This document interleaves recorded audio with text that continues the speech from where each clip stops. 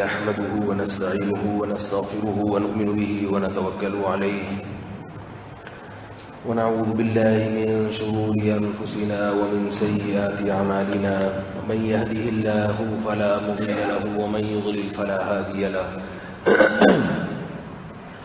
ونشهد أن لا إله إلا الله وحده لا شريك له ونشهد أن محمدا عبده ورسوله صلى الله تعالى عليه وعلى آله وأصحابه وبارك وسلم تسليما كثيرا أما بعد فأعوذ بالله من الشيطان الرجيم بسم الله الرحمن الرحيم لئن شكرتم لأزيدنكم ولئن كفرتم إن عذابي لشديد.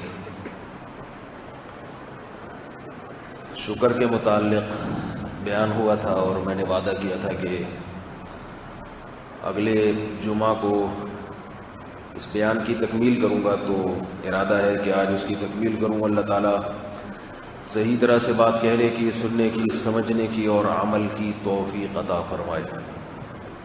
یہ جملہ تو آپ لوگوں کو یاد ہو ہی گیا ہوگا، کہنے کی، سننے کی، سمجھنے کی اور عمل کی توفیق. 4 جملے ہیں، یاد کر لیں.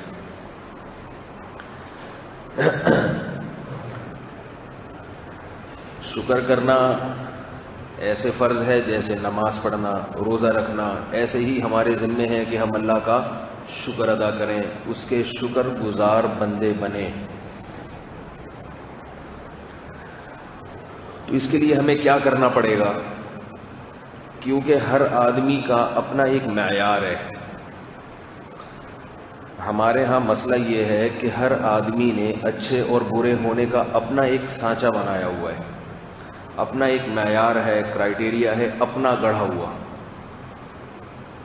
لہذا وہ اپنے وضع کردہ اصولوں پہ اگر پورا اترتا ہے تو وہ کہتا ہے کہ میں ٹھیک ہوں، اور اپنے گڑھے ہوئے اصولوں پہ اگر پورا نہیں اترتا تو وہ کہتا ہے میں ٹھیک نہیں ہوں. یہ اس بات کی تحقیق کی کوشش نہیں کرتا کہ میں نے اچھے اور برے ہونے کے جو اصول بنائے ہیں یہ اصول بھی ٹھیک ہیں یا نہیں ہیں. بہت مشکل. یہ جو میرے اصول ہیں کہ اچھا یہ اس کو اچھا بولتے ہیں، اس کو برا بولتے ہیں، پہلے یہ تو تحقیق کروا لوں یہ اصول بھی درست ہیں یا نہیں ہیں. دیکھو، گوروں کے اپنے کچھ اصول ہیں اچھے اور برے ہونے کے. ان کے ہاں شراب پینے والا برا نہیں ہے، ان کے ہاں لڑکیوں سے ناجائز دوستیاں لگانے والا برا نہیں ہے. گرل فرینڈز ہیں 100 ہو، کوئی مسئلہ نہیں. ان کے ہاں برا وہ ہے جو جھوٹ بولتا ہے، ٹھیک ہے، 2 نمبری کرتا ہے. ہمارے ہاں 2 نمبر آدمی اتنا برا نہیں سمجھا جاتا، لیکن بوڑھے والدین کو اگر کوئی تھانے میں یا عیدی سینٹر میں جمع کرا دے بہت برا سمجھا جائے گا. کیا خیال ہے بھائی؟ ان کے ہاں بڑھاپے میں والدین کو اولڈ ہاؤس میں جمع کرانے والا برا نہیں سمجھا جاتا. تو پتہ کیسے چلے گا کہ اچھے اور برے ہونے کا جو ان کا معیار ہے وہ درست ہے یا ہمارا معیار درست ہے؟ خیر، یہ ایک مستقل موضوع ہے. اس طرف چلا گیا تو پھر بیان کا موضوع 3 ہفتے سے یہی ہو رہا ہے، کیا لے کے بیٹھتا ہوں چلا کہیں اور جاتا ہے. تو ابھی تو میں صرف اس پر بات کروں گا کہ شکر گزار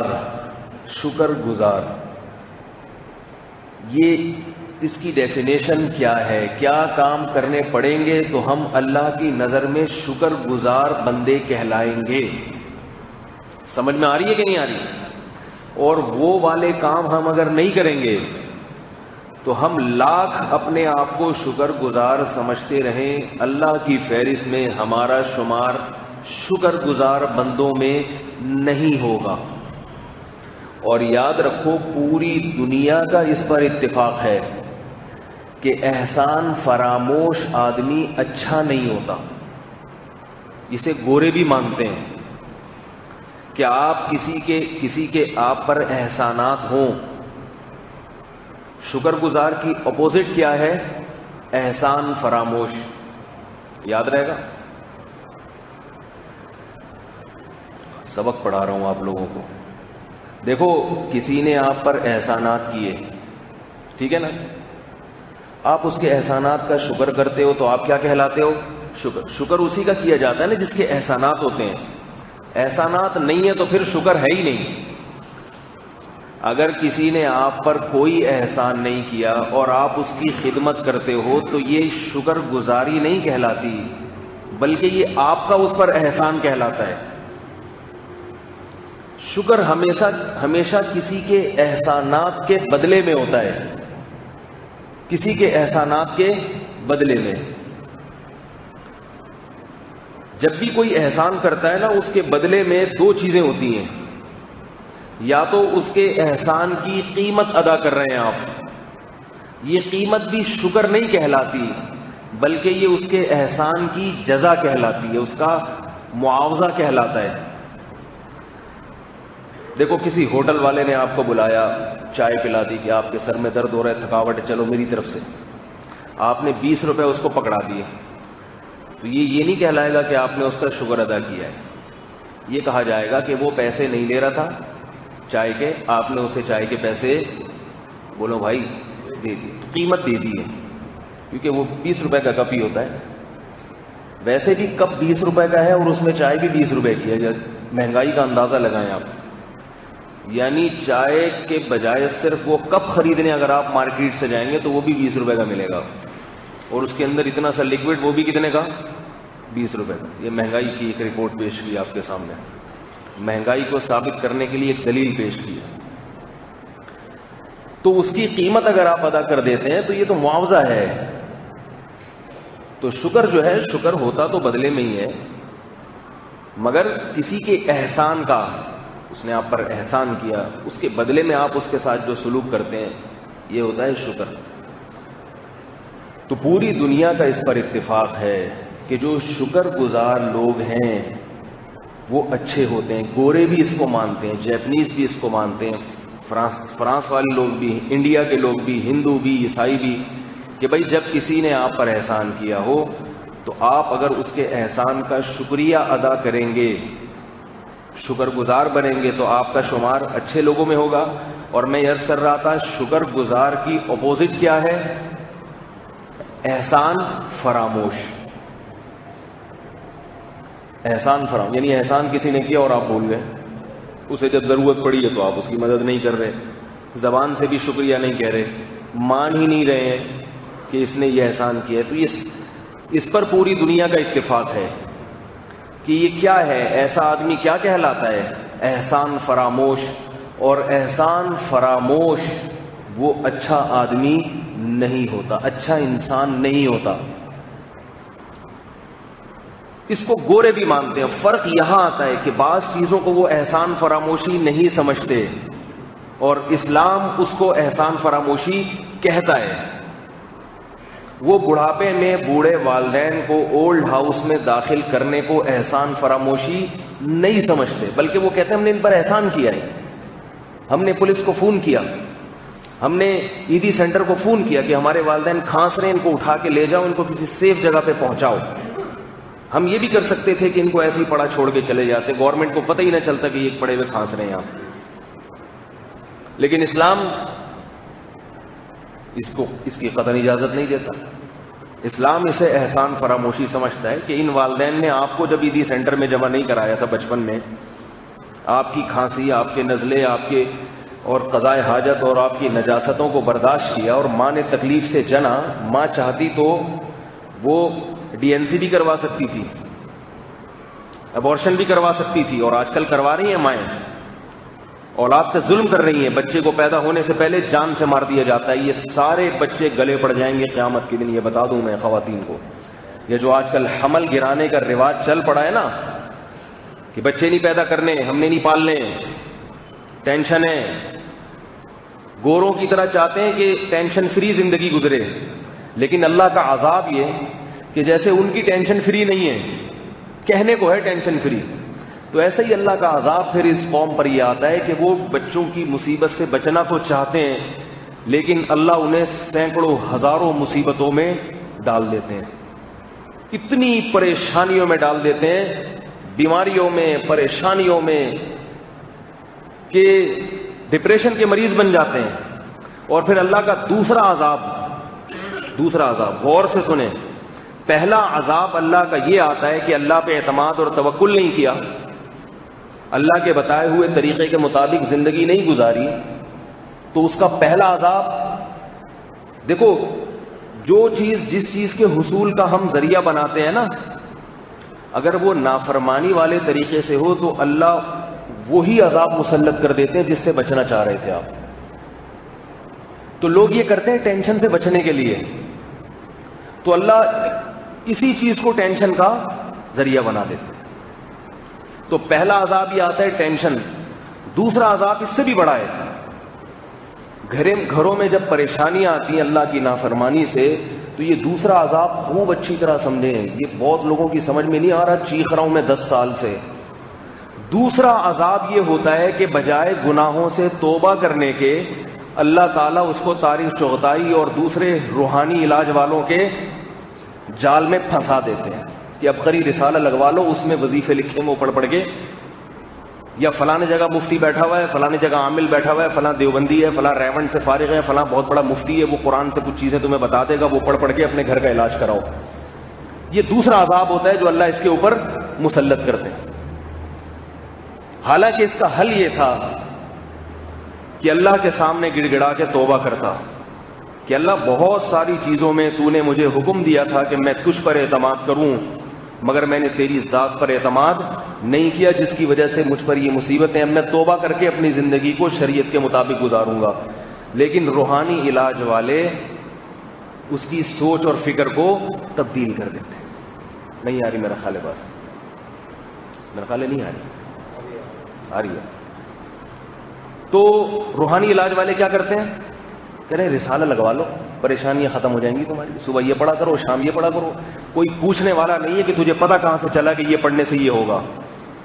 کوئی ڈاکٹر کوئی دوا دے نا، دوا اسے قانونی گرفت کی جا سکتی ہے کہ تم نے جو یہ مریض کو دوا دی ہے اس بیماری کی، تمہارے پاس کیا دلیل ہے کہ اس گولی میں اس بیماری کی شفا ہے. لیکن یہ روحانی والے بنیان اور پجامے سن کے جو بکواس کرتے رہیں، ان سے پوچھنے والا کوئی نہیں ہے. بلکہ کمال کی بات یہ کہ علماء ان کی تائید میں لگ جاتے ہیں، علماء ان کی تائید کرنا شروع کر دیتے ہیں.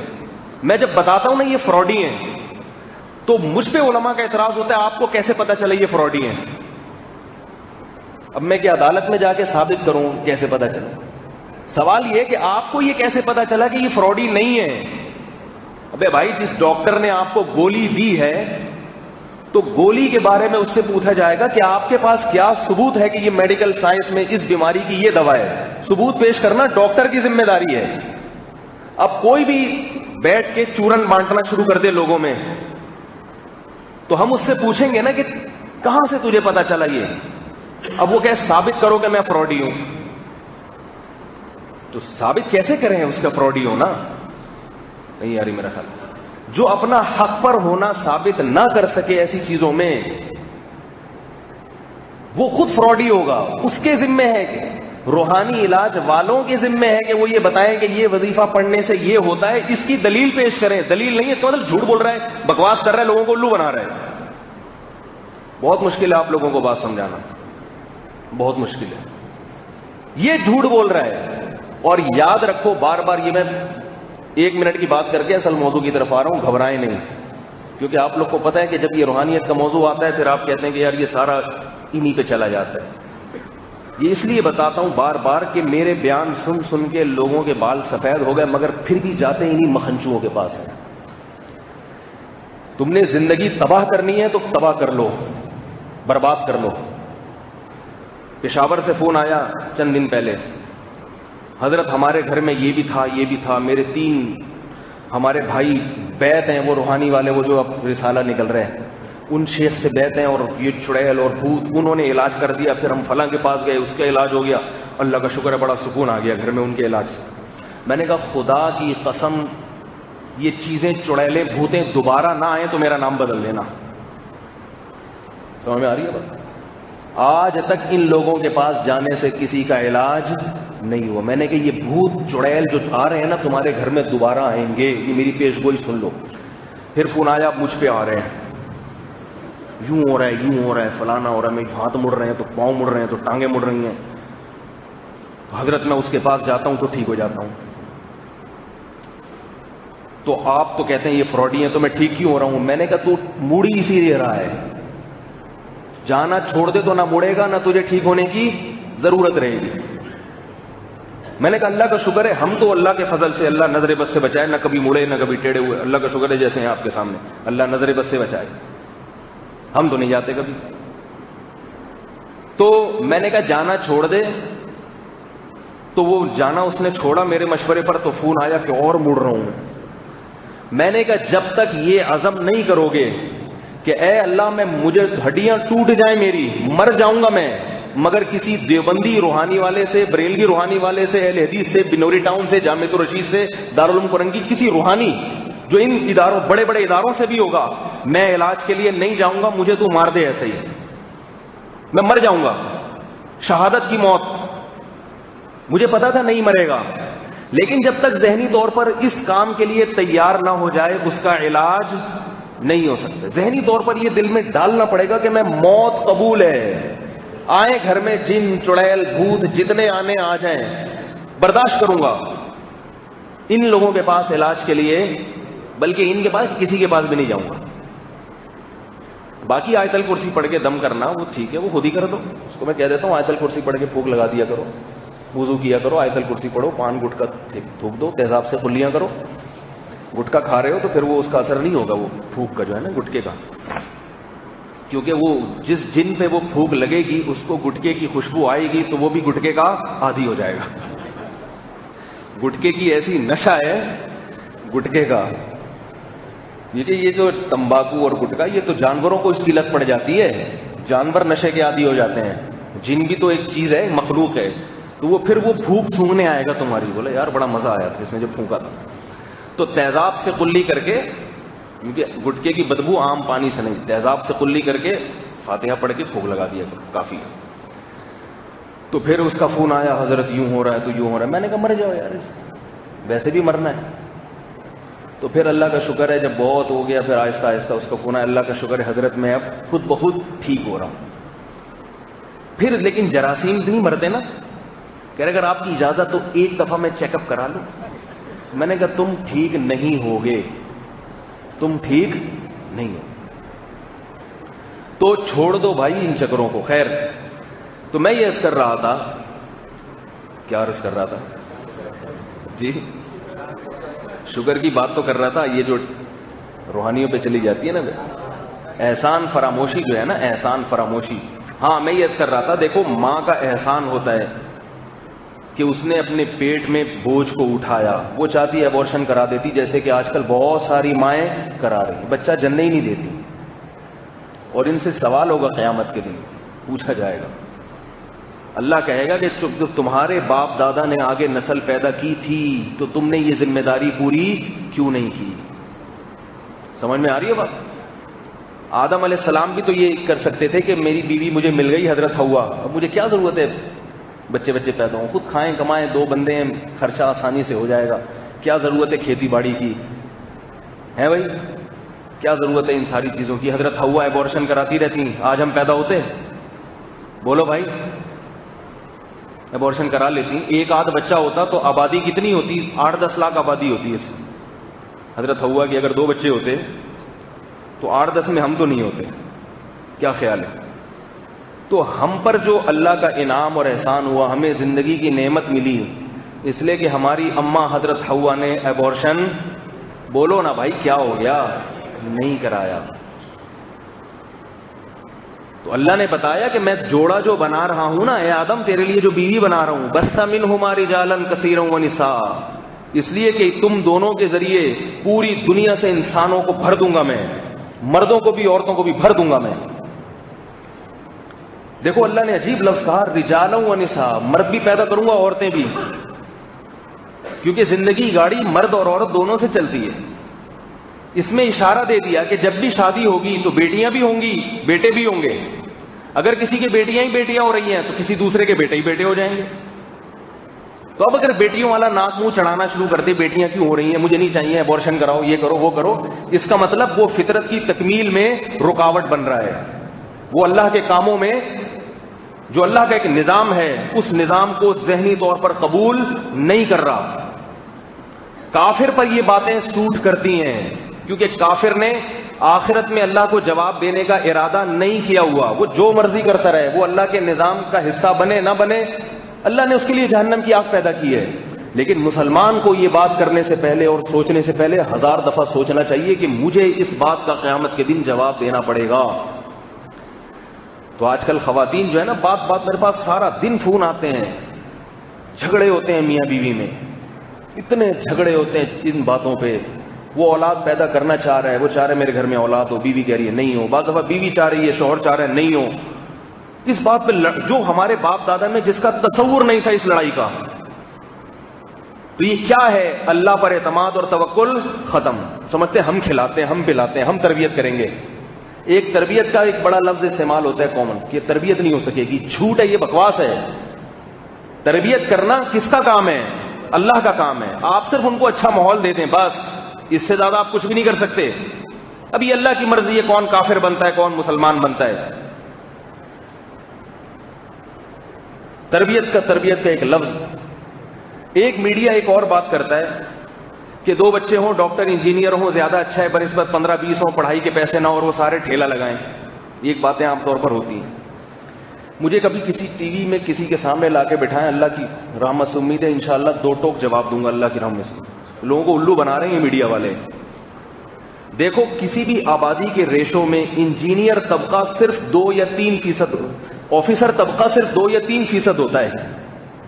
بات آ رہی ہے سمجھ میں؟ بھائی سارے اگر 17 گریڈ کے آفیسر بن جائیں گے تو نیچے عملہ کہاں سے لاؤ گے؟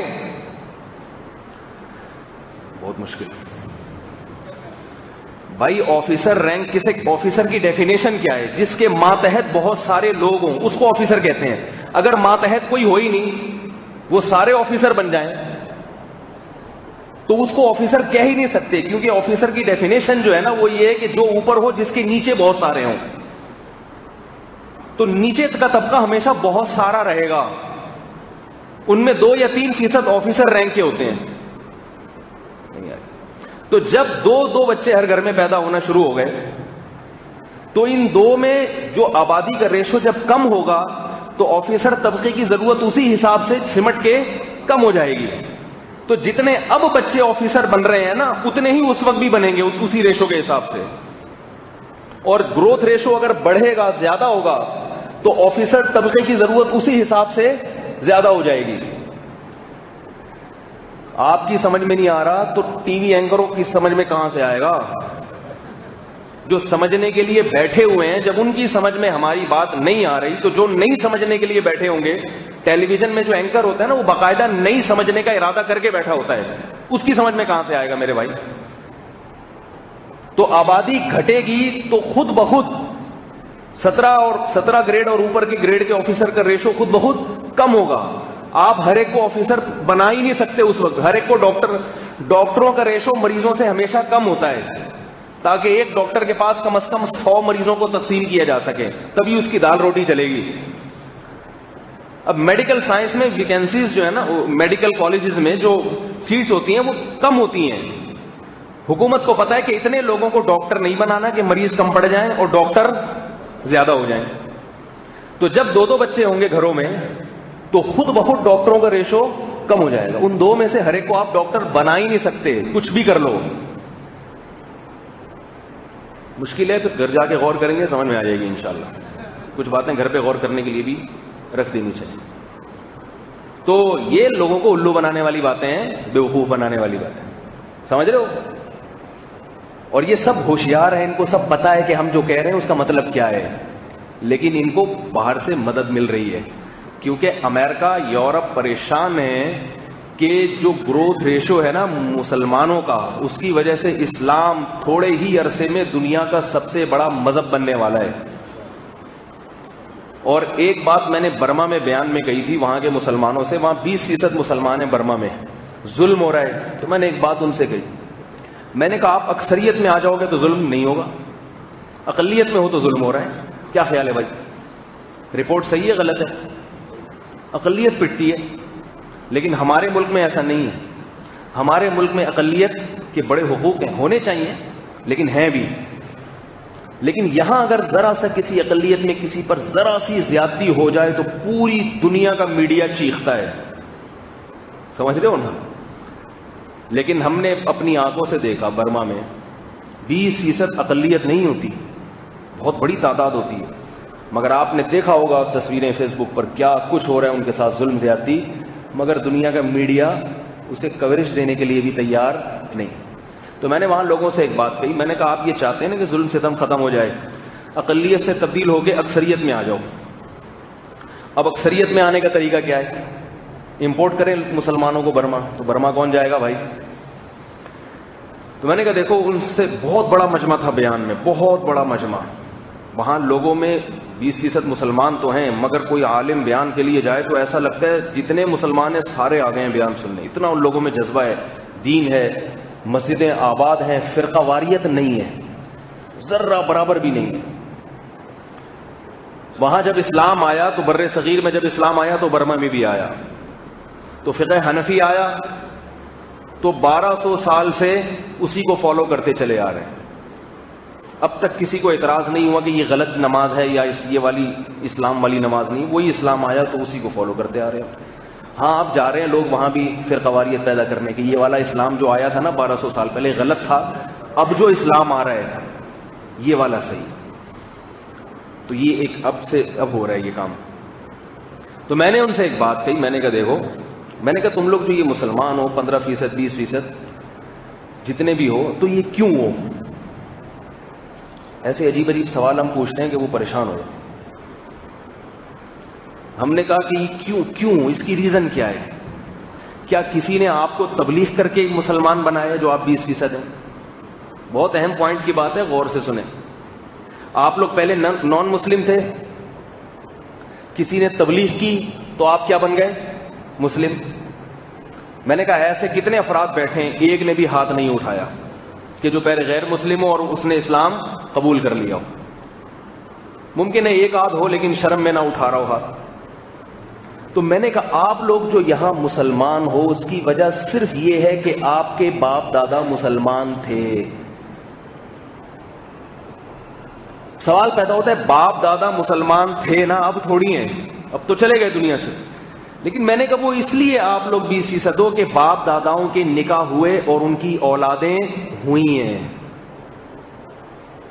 اگر ان کے نکاح نہ ہوتے یا ان کی اولادیں نہ ہوتی تو 20% بھی نہ ہوتے، سمٹ کے 5% ہو جاتے. میں نے کہا آپ نے اس ملک میں اگر اسلام کو باقی رکھنا ہے تو اسلام کو زندہ رکھنے کا سب سے مؤثر طریقہ، تبلیغ بھی ایک طریقہ ہے، سیاست بھی ایک طریقہ ہے، لیکن یہ تمام طریقے اس طریقے کے مقابلے میں 0.001% مؤثر ہیں. سب سے جو مؤثر طریقہ ہے وہ کیا ہے کہ مسلمانوں کے نکاح ہوں اور مسلمانوں کی آبادی کا تناسب زیادہ ہو. میں نے کہا اسی کو ڈبل کر لو، اسی کو کیا کر لو. اگر آج 20 لاکھ مسلمان ہیں، اگر یہ ریشو ڈبل ہو جائے گا تو کل کیا ہو جائیں گے؟ 40 لاکھ ہو جائیں گے. ویسے 40 لاکھ لوگوں کو مسلمان کرنا آسان کام ہے؟ وہی بات ہے، 40 لاکھ لوگوں کو 20 لاکھ ابھی ہیں، 20 لاکھ مزید مسلمان ہو جائیں، یہ آسان کام ہے کیا؟ تو میرے بھائی اسی وجہ سے محمد صلی اللہ علیہ وسلم نے یہ ابورشن ہو گیا، یہ DNC ہو گیا، یہ حمل گرانا ہو گیا، بچے ضائع کروانا، اس کی ممانعت ہے اسلام میں. ہم امین ہیں اپنی روایت کے، ہم نے یہ اپنی اگلی نسل میں منتقل کرنی ہے، یہ روایت، یہ اسلام، یہ مذہب، یہ دین. آج جو آپ جمعے کی نماز سے مسجد کو آپ نے بھرا ہوا ہے تو یہ اگلے 30 سال کے بعد ہم میں سے شاید کوئی نہ ہو، 40 سال کے بعد 50 سال کے بعد ہم زندہ نہیں ہوں گے. ہماری اولادیں ہوں گی جو نمازیں پڑھنے آئیں گی، انگریز نہیں ہوں گے جو اسلام قبول کر کے آئیں گے نماز، وہ بہت تھوڑے ہوں گے. یہاں جو عیسائی اور ہندوؤں کی آبادی ہے یہ لوگ اسلام قبول کر کے نہیں آئیں گے مسجد، یہ کرتے ہیں لیکن ان کا ریشو بہت کم ہوتا ہے. اسی مسجد کو آپ نے بھرنا ہے اور ان تمام مسجدوں کو آپ نے اگر آباد رکھنا ہے تو آپ کو نکاح بھی کرنا پڑے گا اور اپنی نسل بھی بڑھانی پڑے گی، اس کے علاوہ اور کوئی طریقہ نہیں ہے. تو میں یہ عرض کر رہا تھا والدین کا کتنا بڑا احسان ہوتا ہے، وہ بچے کو پالتے ہیں، عیدی سینٹر میں جمع نہیں کراتے، لیکن انہی والدین کو جب بچہ عیدی سینٹر میں جمع کرا دے تو آپ اس کو 1000 دفعہ احسان کا نام دیتے ہو، مگر اللہ اس کے رسول صلی اللہ علیہ وسلم اسے والدین پر ظلم قرار دیتے ہیں. یہ احسان نہیں ہے، ظلم ہے یہ. تو احسان فراموش انسان پوری دنیا میں یہ قاعدہ ہے کہ وہ اچھا نہیں سمجھا جاتا. اور سب سے زیادہ احسانات کس کے ہیں میرے بھائی؟ اللہ کے ہیں.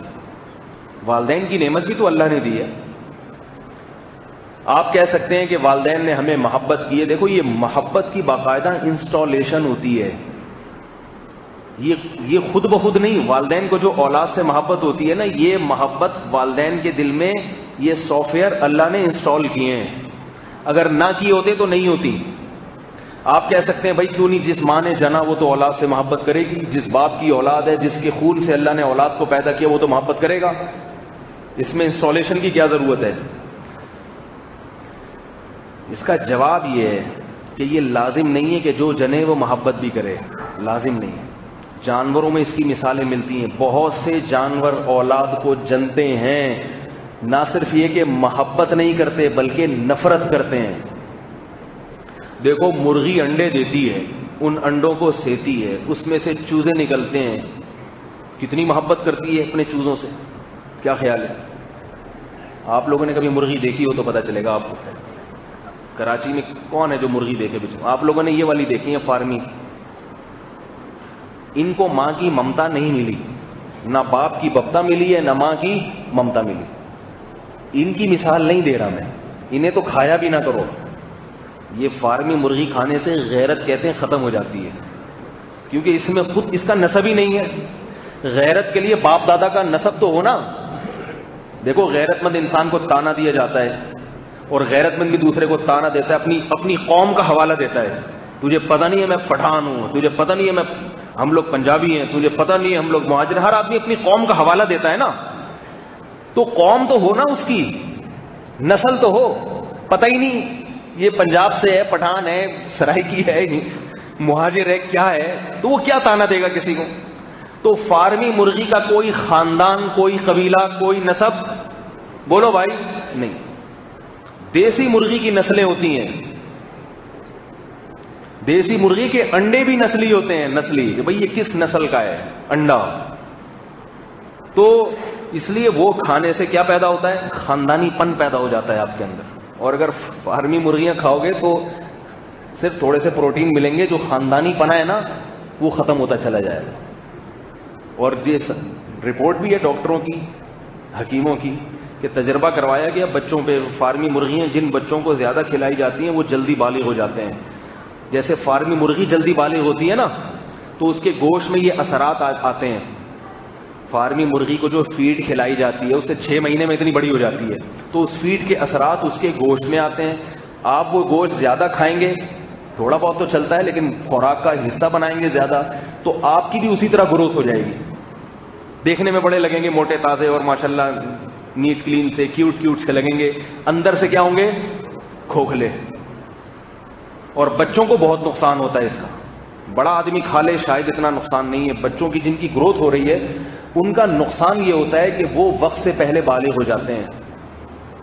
ایسی رپورٹس آ رہی ہیں کہ جو لوگ زیادہ یہ فیڈ والی مچھلیاں آج کل آ رہی ہیں، جو ٹھیلوں پہ مچھلیاں بک رہی ہیں، زیادہ تر فارمی ہوتی ہیں. ان میں بھی یہی نقصان ہے مچھلیوں میں. تو اس خوراک کا نقصان یہ ہوتا ہے کہ آپ کی گروتھ بھی مرغی کی طرح جلدی ہو جاتی ہے. نتیجہ یہ نکلتا ہے کہ بچہ جلدی بالغ ہوتا ہے. جب جلدی بالغ ہوتا ہے تو پھر اس کی گروتھ نہیں ہوتی. جو بڑھنے کی عمر تھی وہ بالغ ہو گیا تو اس کی جو توانائی ہے پھر وہ یوٹیلائز ہونے لگتی ہے. بچیاں بھی جلدی بالغ ہوتی ہیں، قد نہیں بڑھتا ان کا. چائنا والے جو اتنے سے رہ گئے نا، چائنا میں 9 سال کی لڑکیاں بالغ ہو جاتی ہیں. کسی چائنیز سے پوچھیں آپ، ہانگ کانگ چائنا میں. اس کی وجہ یہی ہے کہ ان کی ساری خوراکیں آرٹیفیشل ہوتی ہیں. ان کی یہ جو کھا رہے ہیں، آلو بھی اگر وہ کھا رہے ہیں تو جو کھاد ڈالی جا رہی ہے وہ مصنوعی کھاد ہے. تو دیسی چیزیں کھایا کریں، اللہ کی بہت بڑی نعمت ہے یہ. دیسی مرغی کھائیں گے، تھوڑا دیر سے بالغ ہوں گے لیکن ہوں گے ذرا مرغے کی طرح ہو جائیں گے آپ. ٹھیک ہے نا؟ اچھے والے بالغ ہوں گے، جان آئے گی، طاقت آئے گی. تو میں یہ مثال دے رہا تھا. اچھا ایک چھوٹی سی بات صحت کے حوالے سے، جہاں اتنی باتیں، چھوٹے بچوں کو مرغی کھلانے کی ضرورت نہیں ہے. چھوٹے بچوں کو بڑا گوشت کھلایا کریں. یہ جو گائے کے گوشت پہ پابندی ہے نا، حکومت یا ڈاکٹروں کی طرف سے یہ 40 سال کے بعد جوانوں، یعنی جو 40 سال سے جن کی عمر زیادہ ہو جائے ان کو تھوڑی احتیاط کرنی چاہیے گائے سے. بچوں کو احتیاط نہ کرایا کریں. بچوں کے لیے گائے کا گوشت انتہائی مفید ہے، اس سے بچے بڑھتے ہیں. اور یہ بھی رپورٹ ہے کہ گائے کا گوشت جو بچے بچپن میں کھاتے ہیں ان کو دل کی بیماریاں نہیں ہوتی. نہیں آ رہی میرا خیال ہے بات؟ گائے کے گوشت سے دل کی جو بافتیں ہیں وہ بھی ٹائٹ ہوتی ہیں، بنتی ہیں. پھر بڑے جب ہو جاتے ہیں تو چونکہ چربی پیدا ہونے لگتی ہے پھر وہ نقصان دیتی ہے. بچوں میں چربی نہیں پیدا ہوتی تو بچوں کو کھلائیں. بچوں کو بکرے بھی نہ کھلایا کریں، بچوں کو گائے کا گوشت کھلایا کریں. عادت ڈالیں، چربی کی عادت ڈالیں بچوں کو. چربی ہمارے ہاں جو بچوں کو گوشت کھلایا جاتا ہے ایسے چربی ہٹا ہٹا کے نیٹ کلین کر کے اس کو، اس میں جو پروٹین اور غذائیت جو چربی میں اللہ نے رکھے ہیں روا، وہ سارے ختم ہو جاتے ہیں. پٹھانوں کے بچوں کو دیکھو، میں نے خود دیکھا ہے کہ وہ چربی کھاتے ہیں شوق سے، ہڈیوں کے اندر سے نلیاں نکال نکال کے کھاتے ہیں اور دیکھو کیا بنتے ہیں پھر وہ. اور ہمارے بچے، ان کو ایسا صاف ستھرا کر کے شوربہ بنا کے دیا جاتا ہے، اس میں چربی وربی نکال کے بچوں کو ڈرایا جاتا ہے ہیک آ رہی ہے اس میں، یوں اسمیل آ رہی ہے، ایکچولی یہ اسمیل آئے گی اس میں سے. تو اس قسم کی باتیں کر کر کے ان کو ایسا پھسپھسا سا بنا دیا. پھر برگر کھلاتے ہیں اس کو، برگر، ڈبل روٹیاں. ڈبل روٹی برگر میں ایک چیز ہوتی ہے کہ وہ جب پیٹ میں جاتی ہے پھول زیادہ جاتی ہے، پیٹ جلدی بھر جاتا ہے، کھایا کم جاتا ہے. تو بچہ سمجھتا ہے میرا پیٹ بھر گیا، حالانکہ اس کو وہ غذائیت نہیں ملتی. پراٹھے کھلائیں بچوں کو، روٹی کھلایا کریں اور چربی کھلایا کریں. سمجھ رہے ہیں بات کو؟ ان کو عادت ڈالیں کہ چربی کھایا کرو تو پھر وہ بنے گا مستنڈا. ٹھیک ہے نا، جان آئے گی اس کے اندر. تو میں عرض کر رہا تھا کہ ناشکرا جو ہے نا، ناشکرا، پوری دنیا کا اتفاق ہے کہ ناشکرا آدمی اچھا نہیں. اب جلدی جلدی میں بیان کو سمیٹتا ہوں کہ بھئی جب شکر گزار بننا ہے اللہ کا تو کرنا کیا پڑے گا. وہی سوال ہی آپ کہیں گے اتنا لمبا کھینچ دیتے ہیں، سوال دماغ میں بٹھانے کے لیے اتنا لمبا کھینچتا ہوں. تو شکر کا سب سے پہلا اسٹیپ کیا ہے، سب سے پہلا درجہ، کہ اللہ نے جو نعمت دی ہے آپ کو اور مجھے، ہم اس نعمت کے وجود کا اعتراف کریں کہ یہ نعمت ہے. آج نعمت کے وجود ہی کے منکر ہیں، مانتے ہی نہیں کہ اللہ نے نعمت دی ہے. جو چیزیں نہیں ملی ان کو دیکھتے رہتے ہیں، جو ملی ہوئی ہیں ان کی طرف توجہ ہی نہیں ہے. دیکھو کوئی بھکاری ہو،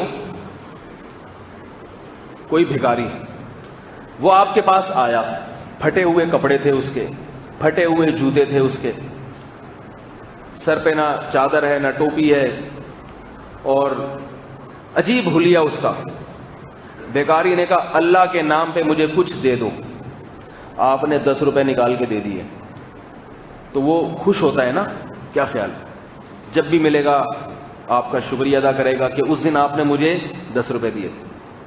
لیکن اگر وہ ناشکرا ہوگا تو وہ یہ نہیں دیکھے گا کہ آپ نے اسے دیا کیا ہے، وہ یہ دیکھے گا آپ نے کون کون سی چیزیں نہیں دی.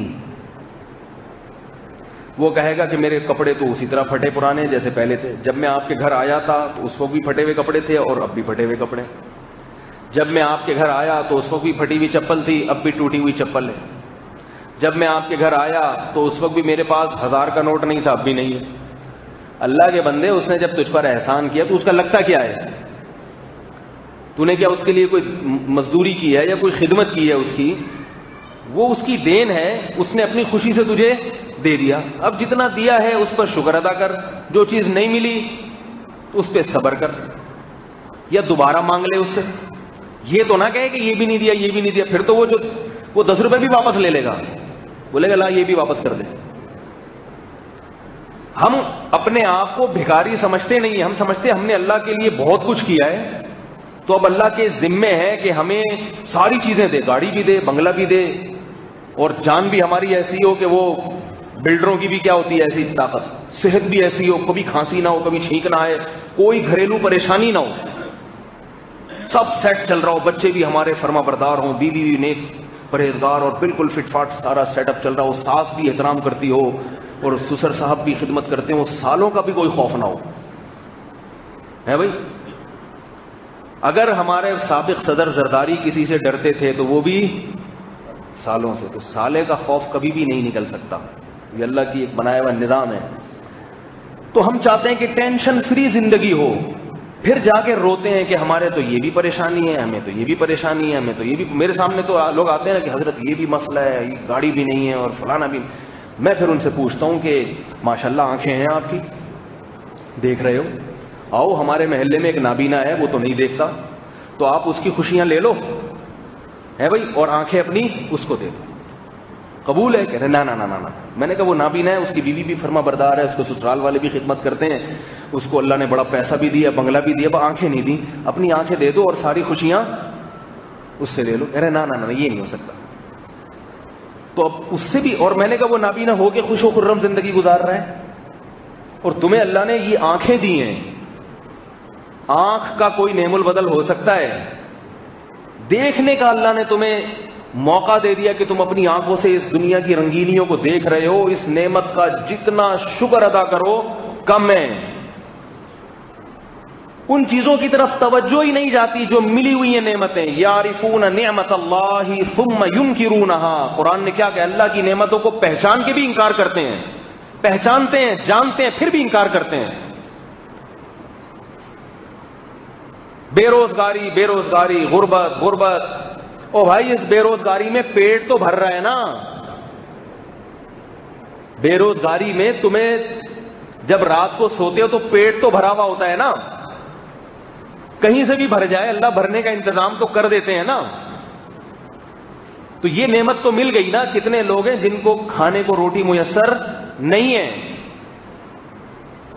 یہ دل کی بات ہوتی ہے کہ آپ کے دل میں کیا ہے. لوگ فون کرتے ہیں علماء کو کہ ہمارا یہ مسئلہ ہے, آپ حل کر دیں. یہ بھی ایک عجیب بات ہے. مسئلے حل کرنے صرف کس کے اختیار میں ہے؟ اللہ کے. نہ کسی تعویذ گنڈے والے کے اختیار میں, نہ دم درود والے, کسی کے اختیار میں نہیں ہے. میں کلیئر بات کرتا ہوں لوگوں کو. میرے پاس آج صبح کسی کا فون آیا کہ میرا یہ مسئلہ چل رہا ہے, گھر کا حل کریں. میں نے کہا میں اپنے گھر کے نہیں حل کر سکتا, آپ کے کہاں سے حل کروں گا. صاف بات کرتا ہوں میں. لیکن ہمارے ہاں یہ صاف باتیں کرنے کی عادت ختم ہو گئی ہے. علماء کی بات نہیں کر رہا, یہ روحانیوں کی. یہ لوگ نہیں کرتے کبھی کلیئر بات. یہ کہتے ہیں اچھا آئے آج ٹائم بتا دیتے, 3:05 میں بیٹھوں گا, اس وقت آپ کا یہ مسئلہ حل کروں گا. کوئی نہیں کر سکتا بھائی کسی کے مسائل حل. اب سوال پیدا ہوتا ہے, وہ پوچھتے ہیں کہ آپ نے یہ کہہ دیا آپ اپنے گھر کے حل نہیں کر سکتے, تو پھر آپ کی زندگی کیسے گزر رہی ہے؟ بھائی جب حل نہیں کر سکتے تو کیسے گزر رہی ہے؟ بھائی ایسے گزر رہی ہے کہ سارے مسئلے حل اس دنیا میں ہوں گے ہی نہیں. جو حل ہوئے ہیں ان کو دیکھ دیکھ کے خوش ہوتے ہیں, یہ مسئلہ بھی حل ہوا ہوا, یہ مسئلہ بھی حل ہوا ہوا, یہ مسئلہ بھی حل ہوا. اللہ کا شکر ہے. جو کچھ نہیں حل ہوا ہے تو کوئی بات نہیں. کیا خیال ہے بھائی؟ اللہ نے کب کہا ہے کہ میں تمہارے سارے مسئلے, جو نہیں ہو رہا اس کو بھول جاؤ, چھوڑو, نہیں ہو رہا بھائی, یہ ہو ہی نہیں رہا, یہ والا ٹھیک ہوگا ہی نہیں, سالہ جو ہے نا یہ والا, یہ ایسے ہی رہے گا. تو میں یہ نہیں کہہ رہا کہ پھر کوئی پریشانی آتی نہیں ہے. پریشان تو پھر بھی جب انسان ہے تو پریشان تو ہوگا, مگر اس کی پریشانی محدود ہو جاتی ہے. اس کو پتا ہے کہ سارے مسئلے حل نہیں ہوتے. کچھ مسئلے, بہت سے مسئلے ایسے جو حل ہوئے بغیر رہ جاتے ہیں, تو چلتا ہے بس. پریشان ہوگا تو ایک لمٹ ہوگی نا, اور کم از کم کسی روحانی کو فون نہیں کرے گا وہ. میں نے آج تک کسی تعویذ گنڈے والے کو فون نہیں کیا میرا یہ مسئلہ حل کر دو. مجھے پتا یہ بیچارہ اپنے نہیں حل کر سکتا, ہمارے کہاں سے کرے گا. وہ اس کے مسئلے حل نہیں ہو رہے, تبھی تو دکان کھول کے بیٹھا ہے وہ کہ اسی طرح کچھ پیسہ ویسا آ جائے, عزت مل جائے, تو شاید کو 2-4 مسئلے اپنے گھر کے حل کر لوں. اگر حل ہو رہے ہوتے کبھی بھی تعویذ گنڈوں کی دکان کھول کے نہ بیٹھتا, وہ جن چڑیل بگانے کی دکان کھول کے نہ بیٹھتا. وہ ایک بات بتا دوں, میں پھر وہ روحانیوں پہ آتی ہے بات, بس چھوٹی سی بتاؤں گا. یہ جو مولویوں میں جو روحانی دھندے کرتے ہیں نا, تعویذ, جن چڑیل, بنیان پجامے سونگنا, یہ پتہ ہے کون لوگ کرتے ہیں؟ ایک کا سنا ہے وہ سرسوں کے تیل سے علاج کر رہے ہیں آج کل, واللہ عالم کون ہے وہ. سرسوں کے تیل کی ہر آدمی کو سرسوں کے تیل کی مالش ہو رہی ہے دم کر کے, اور رش اتنا. لوگ مجھے کہتے ہیں اگر یہ غلط ہے تو اتنا رش کیوں ہے؟ رش ایک ایسی چیز ہے کہ رش دیکھ کے رش بڑھتا ہے, چاہے اس کو کخ بھی کسی کو فائدہ نہ ہو رہا ہو. اس کی مثال ایسے, ہم جب اسکول میں پڑھتے تھے تو 6ٹھی کلاس یا 7ویں کلاس کا واقعہ ہے. ہمارے اسکول میں ایک بادام کا درخت تھا. اس درخت کے نیچے کوئی رسی پڑی ہوئی تھی, ایسا لگ رہا تھا مرا ہوا سانپ ہے, حالانکہ وہ رسی تھی. کراچی کے لوگوں نے کبھی سانپ ہی نہیں دیکھا ہوتا، نہ زندہ نہ مرا ہوا، تو ان کو اگر مرا ہوا بھی نظر آ جائے نا تو اس پہ بھی ٹکٹ لگ جاتا ہے، کیونکہ جنگل میں تو یہ چیزیں بہت ہوتی ہیں. تو اب کیا ہوا کہ کسی نے یہ افواہ اڑا دی کہ مرا ہوا سانپ. تو ایک طالب علم گیا، دوسرا گیا، تیسرا گیا، 8-10 ہو گئے نا، تو انہوں نے دیکھا بھائی کچھ بھی نہیں ہے. اب وہ واپس آ رہے ہیں، لیکن ان کی وجہ سے کہ بھئی 10 آدمی یہاں کیا جھانک رہے ہیں، ان کو دیکھ کے 20 آدمی اور آ گئے. اب وہ پرانے 10 تو نکل گئے، لیکن وہ 20 اور آ گئے. جب دیکھا کہ 20 آدمی آئے ہیں تو 20 کو دیکھ کے 40 کہ بھئی کچھ تو ہے یہاں پہ. 40 کے بعد پھر 80. پورا اسکول بادام کے درخت کے گرد طواف کر رہے ہیں. ہم نے یہ اپنی آنکھوں سے دیکھا، پورا اسکول. بھئی ہو رہے ایسے، پھر افواہیں پھر اڑ جاتی ہیں، یہ ہو رہا ہے تو فلانا ہو رہا ہے. اب یہ نہیں کہ وہاں کوئی نمائش لگی ہوئی ہے، بات یہ کہ مجمع دیکھ کے مجمع آ رہا ہے کہ یار اتنا مجمع ہے تو کچھ تو ہوگا نا. تو یہ جو روحانی دم درود، سرسوں کے تیل، جھاڑ پھونک، مالشیں والشیں، یہ جو ٹوپی ڈرامے والے لوگ ہیں، ان کے جب ایک دفعہ مجمع لگانا لگ گیا، اب ان کی پوری زندگی مزے کی گزرتی ہے. اب مجمع دیکھ کے مجمع آتا ہے. اور یاد رکھو جب 1000 لوگ اس کے پاس آئیں گے دم کروانے کے لیے، ان 1000 میں ایک تو ایسا ہوگا نا کہ قدرتی طور پر اس کی قسمت میں شفا لکھی ہوئی ہوگی اللہ کی طرف سے. ایک تو ہوگا نا ایسا. اب وہ قدرتی طور پر اس کو شفا ہو گئی. سارے تھوڑی مرتے ہیں. 1000 آدمی اگر پریشان ہو تو ایک کی پریشانی اللہ نے مقدر میں لکھی ہوئی ہوتی ہے، بلکہ لکھی ہوئی تو زیادہ کی ہوتی ہے. ایک ایسا ہوتا ہے جس کی اسی دن لکھی ہوئی ہوتی ہے کہ آج یہ ٹھیک ہو جائے گا اللہ کی طرف سے. تو وہ جب ٹھیک ہو جاتا ہے تو وہ سارا کریڈٹ کس کو جاتا ہے؟ اس دم والے کو چلا ہے. پھر یہ اس کا نمبر لے کے ریکارڈ کر لیتا ہے اور اس کی پھر کہتا ہے دیکھو ان سے بھی پوچھ لو یہ ٹھیک ہوئے تھے نہیں ہوئے تھے. یہ نہیں دیکھتا کہ کتنے بغیر ٹھیک ہوئے ہوئے چلے گئے. ان کو کوئی نہیں پوچھتا، ان کا کوئی بھی حساب و کتاب نہیں ہوتا. تو پھر وہیں آ گیا نا جی چینل کیا تھا، کیا بات کر رہا تھا. یہ بھائی جو جہاں سے میں شوگر کی بات تو کر رہا تھا، یہ جہاں سے ٹرننگ پوائنٹ ہو اس کو پکڑ کے رکھا کریں. آپ لوگ کا پھر کوئی فائدہ نہیں ہے، آپ کا بھی حافظہ ایسا ہی ہے جیسے ہمارا ہے. بھائی میں نے یہاں یہ جو ادھر آیا ہوں، یہ آخری بات کیا تھی، آخری بات جس پہ میں یہاں آیا ہوں جی. ہاں میں یہ عرض کر رہا تھا کہ دیکھو میرے بھائی، یہ جو پریشانیاں ہیں اتنی، کہتے ہیں ہاں میں کہہ رہا تھا کہ لوگ فون کرتے ہیں مجھے کہ ہماری یہ پریشانی ہے تو ہم کیا کریں. تو کہتا ہوں میں کیا کروں، مجھے کیا پتا آپ کیا کریں. اور زیادہ تر جو فون ہوتا ہے نا، زیادہ تر جو فون آتے ہیں، یہ میں اب اس لیے اعلان کر رہا ہوں کہ اس قسم کے فون مجھے ہرگز کوئی نہ کرے. بہت زیادہ تنگ آ گیا ہوں. رشتہ ہو گیا، ماں باپ نہیں مان رہے، یہ بہت آ رہا ہے آج کل. اب مجھے ایک لڑکی پسند ہے، لوگ فون کرتے ہیں مجھے لڑکی پسند ہے، اس کے ابا نہیں مان رہے، حضرت مجھے کوئی حل بتائیں. میں کیا بتاؤں بھائی، میں کیا، میں پھر سیدھا کہ میں پولیس کو بتاؤ، جا کے پولیس کو بتاؤ کہ اس کے ابا نہیں مان رہے. تو شاید پولیس پیسے لے کے اس کے ابا کو پولیس کے ذریعے ہر آدمی سب باتیں سمجھ جاتا ہے. کہتے ہیں نہیں آپ اتنے بڑے بزرگ ہیں، اتنے بڑے عالم. میں نے کہا وہ تو اتنے بڑے بزرگ نہیں ہے، لیکن اگر بالفرض ہوں بھی تو میں نے کہا اگر یہ ہمارے اختیار میں ہوتا کہ ابا مان جائیں، یہ تو ایسی لاٹھی آ جاتی کہ سب سے پہلے ہم بہت ایسے رشتے ہیں جن کے اباؤں کے نہ ماننے کی وجہ سے ہم اب تک کمارے بیٹھے ہوئے ہیں. کمارے کا مطلب آپ سمجھتے ہیں؟ کمارے کی ہمارے یہاں ڈیفینیشن ہی جس کی 4 پوری نہ ہوئی ہوں تو اس کو بھی ہماری حساب سے کمارا ہی کہا جاتا ہے. تو میں نے کہا اگر یہ لاٹھی میرے ہاتھ میں آ جاتی تو میرے تو مسئلے ویسے ہی، میرا تو سب سے بڑا زندگی کا مسئلہ ہی یہی ہے. لوگ کہتے ہیں ہمارے سارے مسائل حل نہیں ہو رہے، ان میں ایک مسئلہ یہ بھی ہے، یہ بھی حل نہیں ہو رہا، لیکن صبر کر کے بیٹھے ہوئے ہیں، صبر کر کے بیٹھے ہوئے ہیں. تو یہ ہمارے اختیار میں کہاں سے آ گیا؟ اتنے فون آتے ہیں. لڑکی کا فون آئے گا کہ میری ایک جگہ بات چل رہی ہے، میں لڑکے کو پسند کرتی ہوں، لڑکے کے ابا نہیں مان رہے، یا میری اما نہیں مان رہی. میں کیا کر سکتا ہوں؟ تمہاری اما نہیں مان رہی تو کہہ رہے مشورہ تو دے سکتے ہیں. مشورہ بھی ایسے آدمی سے لو جو تمہارا جاننے والا ہو، تمہاری اما کے مزاج کو سمجھتا ہو کہ اما کو منوانے کا کون سے طریقے سے ان کو منایا جائے گا تو وہ مان جائیں گی. یہ تو آپ لوگ اپنے خاندان کے لوگوں کو جانتے ہو بھائی، ان سے اپنے بھائی سے پوچھو، اپنے چاچا سے پوچھو، اپنے ماموں سے پوچھو. یہ جو بگاڑ پیدا ہوا ہے یہ کہاں سے آیا ہے؟ آپ اللہ اس کے رسول کی اصل تعلیمات سے ہٹ گئے. آپ کو یہی نہیں پتا کہ بزرگ کا کام کیا ہوتا ہے بیچارے کا, اس کی صلاحیتیں کتنی. لوگ سمجھتے ہیں ان کے ہاتھ میں کچھ ایسی چیزیں ہوتی ہیں, کچھ ایسے دم ہوتے ہیں کہ یوں کریں گے تو وہ مان جائیں گے. نہیں مانتے بھائی, بڑا مشکل کیس ہے یہ مسئلہ. ڈھیٹ ہوتے ہیں وہ نہیں مانتے, کچھ بھی کر لو, صبر کے علاوہ کوئی آپشن نہیں. آپ صبر کر کے بیٹھ جائیں تو اس کے علاوہ کچھ بھی نہیں ہوگا. پریشان نہ ہو پھر. یہ جو پریشانی, جو غیر اختیاری پریشانی ہے, اس پہ اجر ملتا ہے اللہ کی طرف سے. جو سوچ سوچ کے پریشانی بڑھائی جاتی ہے اس پہ اجر نہیں ملتا. جو غیر اختیاری ہے اور وہ ختم بھی ہو جاتی ہے. جس کے ابا مان رہے ہیں وہاں ٹرائی کر لو بھائی. ان کے نہیں مان رہے تو سارے تھوڑی ایسے ہوں گے نا, کچھ ویسے بھی ہوں گے جو مان رہے ہیں. لیکن دل میں یہ آیا ہوا ہے, یہ والا گھسا ہوا ہے, تو بھائی نکل جائے گا. میں لوگوں کو کہتا ہوں جن کو عشق معاشقے ہوئے ہوئے ہیں, یہ ینگ جنریشن جو ہے نا, اس کا آج کل سب سے بڑا مسئلہ یہی ہے. ان کو میں کہتا ہوں کہ اتنے جذباتی نہ ہوا کرو. جب کوئی مر جاتا ہے تو بھول جاتے ہیں کہ نہیں بھول جاتے. دیکھو بیوی اپنے شوہر سے کتنی محبت کرتی ہے, لیکن میاں مر گئے تو 4 مہینے عدت گزارنا مشکل ہوتا ہے اس کے لیے. 4 مہینے 10 دن کی عدت گزارنا مشکل ہوتا ہے کہ عدت ان مرحوم کی کسی طرح ختم ہو تو میں کہیں نکلوں. وہ مرحوم سے اتنی بھی محبت نہیں رہتی کہ وہ جو ہے نا اس کی خاطر چلو اسی کے گھر میں 4 مہینے 10 دن اس کی یاد میں بیٹھ جاؤ, یہ بھی نہیں ہوتا.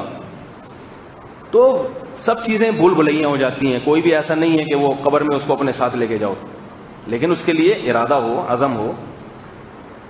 تو اللہ کی نعمت کا اعتراف کرنا ہے کہ جو چیزیں ہمیں ملی ہوئی ہیں ہم اس کا اعتراف کریں کہ اللہ نے ہمیں بہت کچھ دیا ہے. آنکھیں دی ہیں دیکھنے کے لیے, سننے کے لیے کان دیے ہیں, چکھنے کے لیے زبان دی ہے, اور جو صحت مند ہیں ان کو تو شکر کر کر کے سارا دن اللہ کا شکر ادا کر رہے ہیں. صحت سے بڑی تو کوئی دولت نہیں ہے. کیسی ہی غربت ہو, خدا کی قسم وہ غریب جس کے پاس کھانے کو روٹی نہیں ہے, وہ اس مالدار سے کروڑہا گنا بہتر ہے جس کے پاس سب کچھ ہے مگر ڈاکٹروں کی طرف سے اس پر پابندی لگی ہوئی ہے. کیا فائدہ ایسے پیسے کا کہ آپ اس سے میٹھا ہی نہیں کھا سکتے. اس سے وہ غریب اچھا نہیں ہے جو دن رات جلیبیاں کھاتا ہے, لڈو کھاتا ہے, اسے کوئی ڈر نہیں ہے کہ شوگر لیول میرا بڑھ جائے گا. اور غریبوں میں شوگر کا ریشو کم ہے کیونکہ محنتی ہوتے ہیں, ان کو بیماریاں نہیں ہوتی, اور کھاتے بھی کم ہے, کھانے کو ملتا ہی کم ہے. تو جب کم کھاؤ گے تو ویسے ہی بیماریاں نہیں ہوتی. بیماریاں تو ساری ہو کھانے سے رہی ہیں.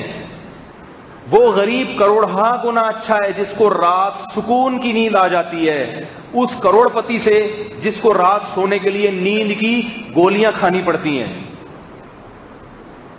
کیا یہ نعمت نہیں ہے جو غریب کو ملی ہوئی ہے؟ مگر وہ ہر وقت غربت میں بیٹھ گئی, روتا رہے گا بیٹھ.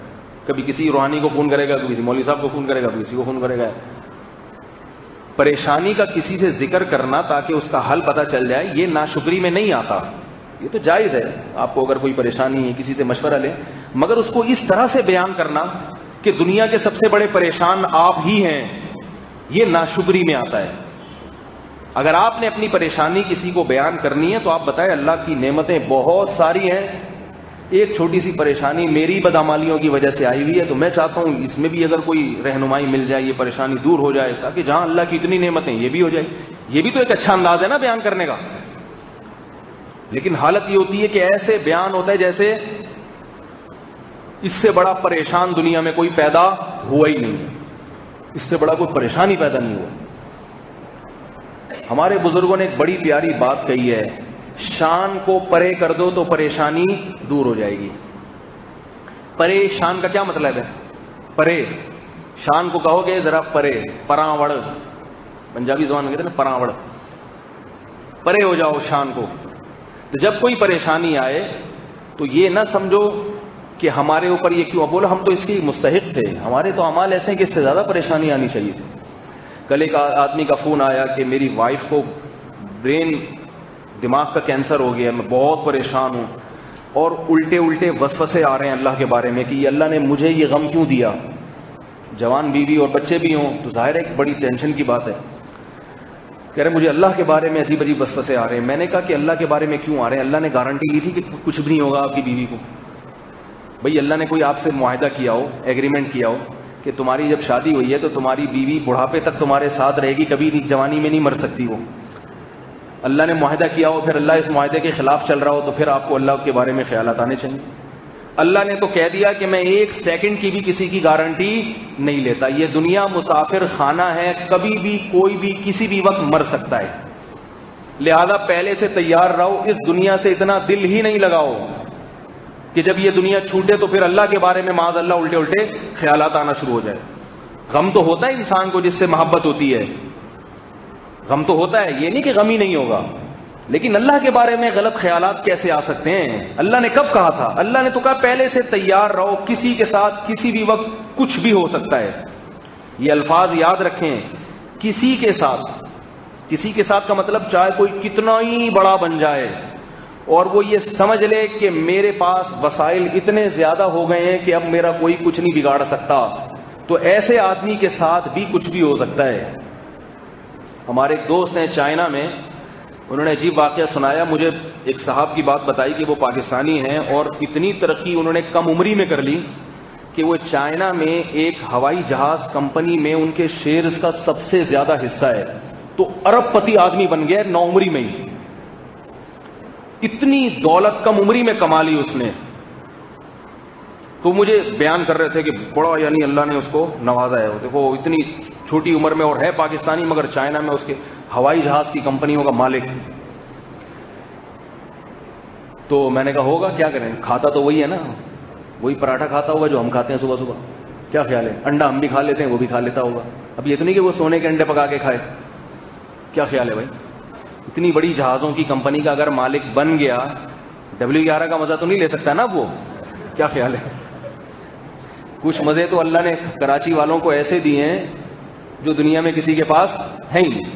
W11 کا مزہ, آپ کہیں گے W11 میں کون سا مزہ ہے؟ W11 سے جب زندہ سلامت اپنا موبائل بچا کے نیچے اتر آؤ, اس وقت جو روحانی سکون ملتا ہے وہ ہوائی جہاز میں سفر کر کے بھی نہیں ملتا. یہ اللہ نے خاص W11 جو کراچی کی ہے اس کو اس سے ڈپریشن ختم ہوتا ہے, کیونکہ آپ کا زندگی کا مقصد صرف یہ بن جاتا ہے کہ میں عزت کے ساتھ اپنے کپڑے بچا کے, پھٹنے سے اور موبائل چھننے سے بچا کے, میں لانڈی یا جہاں بھی W11 جا رہی ہے اپنے اڈے پہ میں عزت کے ساتھ اتر جاؤں. تو جب غریب آدمی نکلتا ہے باہر شرافت کے ساتھ, دیکھتے ہیں سب چیزیں ہیں, تو اس کے جو سکون کی کیفیت ہوتی ہے وہ بیان کرنے کے قابل نہیں ہے, لائق نہیں, اس کو ہم بیان نہیں کر سکتے. تو میں نے ان سے کہا وہ کیا کتنے پراٹھے کھا لیتا ہے وہ, ہے بھائی دوپہر کیا کھا لے گا وہ, روزانہ تو گوشت ویسے بھی کوئی نہیں کھا سکتا, 2 دن 3 دن کھائے گا, پھر جتنا بھی پیسہ ہو دال کھانے کا دل چاہتا ہے, سبزی کھانے کا دل چاہتا ہے. تو خیر انہوں نے بڑی وہ تعریف کی, وہ یوں ہیں اور اتنا نواز دیا اور بڑا رشک آتا ہے ان کو دیکھ کے. چند دن پہلے ان کا فون آیا, کہہ رہے وہ کھڑے کھڑے ایئرپورٹ پہ دھڑام سے نیچے گرا ہے, اٹیک ہوا اور مر گیا وہیں پہ. کھڑا ہوا ایئرپورٹ پہ اتنا بڑا آدمی, اٹیک ہوا, ہارٹ اٹیک, پہلی دفعہ اٹیک ہوا, اور 10 منٹ بھی نہیں لگے ہیں اس کو علاج اور ٹریٹمنٹ میں, وہ 10 منٹ کے اندر اندر مر گیا. میں نے کہا یہ ہے اللہ بتا رہے ہیں. اب لوگ تو کہیں گے ہائے اتنے مشکل سے اتنا پیسہ کمایا, ہائے اتنا وہ کیا, ہائے ساری زندگی ماں باپ کی محنت بھی ضائع. تو اللہ پہ اشکالات آئیں گے نا, اللہ پہ وسوسے آئیں گے اللہ کے بارے میں. تو اللہ جواب میں کہے گا کہ میں نے کب کہا تھا کہ اتنا بڑا آدمی نہیں مر سکتا, جتنا بھی بڑا ہو جائے 2 منٹ کے اندر ساری دنیا چھین سکتا ہوں. تو اسی وجہ سے اللہ نے کہا کہ اس دنیا کو کماؤ مگر اس سے دل نہ لگاؤ. کمانے کی اجازت ہے, دل نہ لگاؤ. دل اس چیز کو دیا جاتا ہے جو آپ کے ساتھ رہتی ہے. آپ کے ساتھ صرف آپ کے اعمال جائیں گے قبر میں. آپ کی کمپنیاں, آپ کی پینٹیں اور آپ کی شرٹیں اور آپ کے بنگلے اور آپ کی ٹائیاں اور آپ کے سوٹ بوٹ اور آپ کی عزت اور آپ کا گریڈ, یہ قبر میں قبرستان والوں کے یہ مسائل ہی نہیں ہیں. قبرستان والے تو انتظار میں رہتے ہیں کوئی کچھ فاتحہ درود کر دو ہمارے لیے, کچھ بھیج دو, کوئی اصالہ ثواب کر دو, کچھ قرآن پڑھ لو, کچھ صدقہ خیرات کر دو. ان بیچاروں کے صرف یہی مسائل ہیں کہ ہمارے لیے دعائیں کرا دو. امام صاحب سے بولو یا خود کر لو کہ بھائی ہم قبر میں یہ حالت ہے, دعائیں. تبھی مردے کے دیکھو دنیا داروں کے لیے کیا کیا دعائیں ہوتی ہیں. لوگ آتے ہیں نا, میرے بچے کے لیے دعا کریں میڈیکل کالج میں پاس ہو جائے, میرے بچے کے لیے دعا کریں میڈیکل کالج میں ایڈمیشن ہو جائے, میرے بچے کے لیے دعا کریں امریکہ چلا جائے. لوگ کہتے ہیں نا یہ, لیکن جب مر گئے, یا ابا کے لیے لوگ کیا دعا کراتے ہیں, میرے ابا کے لیے دعا کریں اللہ ان کو شفا دے دے. میرے ابا کے لیے دعا کریں کہ اماں کے اخلاق اچھے ہو جائیں, ابا کو تھوڑی سی ٹینشن کم ہو جائے. میری اماں کے لیے دعا کریں کہ ابا کے اخلاق اچھے ہو جائیں, اماں تھوڑی سی ٹینشن فری زندگی گزار. یہ سارے زندگی کے مسائل ہیں. جب مر جاتے ہیں تو پھر صرف ایک ہی دعا, میرے ابا کے لیے دعا کریں اللہ ان کی مغفرت کر دے, پھر کوئی اور دعا نہیں ہے. میرے ابا کے لیے دعا کریں اللہ ان کے گناہوں کو معاف کر دے, میرے ابا کے لیے دعا کریں اللہ ان کے درجات کو بلند کر دے, میرے ابا کے لیے یہ پیسے لے لیں کسی کنویں میں لگا دیں صدقہ جاریہ بن جائے, مسجد میں پنکھا لگا دیں, دری بچھا دیں صدقہ جاریہ بن جائے, ثواب مل جائے ان کو. تو پتہ چلا مرنے کے بعد سارے مسائل ختم, صرف ایک مسئلہ رہ جاتا ہے بھائی اعمال ان کے اللہ قبول کر لے, ان کے گناہ ان سے جو ہوئے وہ اللہ معاف کر دے. تو اللہ نے بتا دیا صاف لفظوں میں قرآن میں بھی اور اپنے نبی کی زبان سے بھی, کوئی کتنا ہی ترقی کر کے کہاں تک پہنچ جائے میری طرف سے کوئی گارنٹی نہیں ہے, کسی بھی وقت چاہوں گا فوراً چھین لوں گا. یہ مائیکل جیکسن کے آپ نے حالات سنے ہوں گے نا, 50 سال کی عمر میں مر گیا. اتنا زندگی سے محبت تھی اس کو, اتنی کہ ہاتھوں میں دستانے ہوتے تھے اس کے ہر وقت کہ ایسا نہ ہو کسی سے مسافہ کروں اس کے جراثیم میرے ہاتھ میں لگ جائیں. سمجھ میں نہیں آ رہی میرا خیال ہے. 24 گھنٹے ڈاکٹروں کا پینل اس کے ساتھ گھومتا تھا کہ کہیں کوئی ٹیکنیکل فالٹ ہو گیا تو فوراً وہ ریپیئرنگ کر دیں اس کی. ہمیں تو جب فالٹ ہوتا ہے نا تو اسپتال پہنچنے سے پہلے ہی وہ بہت سارے آل فالٹ بھی پیدا ہو چکے ہوتے ہیں ڈاکٹر نہ ملنے کی وجہ سے. پھر ڈاکٹر 6 مہینے یہی دیکھتا رہتا ہے یہ خراب کیا چیز ہوئی ہے اس کی, اسی تجربے میں اور بہت ساری چیزیں خراب ہو جاتی ہیں. مائیکل جیکسن کے گرد 24 گھنٹے ڈاکٹروں کا ایک پینل تھا کہ جہاں کوئی فنی خرابی پیدا ہوئی فوراً اس کو ٹھیک کرو. اور کمال کی بات یہ کہ اسپیئر میں گردے, اسپیئر میں آنکھیں, اسپیئر میں دل, اسپیئر میں جگر, یہ ساری چیزیں اسپیئر میں رکھی ہوئی تھیں کہ مائیکل جیکسن کا جیسے ہی گردہ خراب ہوا تو ایسا نہ ہو گردہ مانگنے کے لیے ہمارے پاس ہمیں ٹائم نہیں ہے. لائیو زندہ انسانوں کے گردے, یعنی زندہ انسان سے کمٹمنٹ ہوئی ہوئی تھی کہ آپ کو مائیکل جیکسن کو گردے دینے ہیں اگر اس کا کوئی گردہ خراب ہو گیا. فریز شدہ گردہ نہیں چلے گا. نہیں آ رہی میرا خیال ہے بات.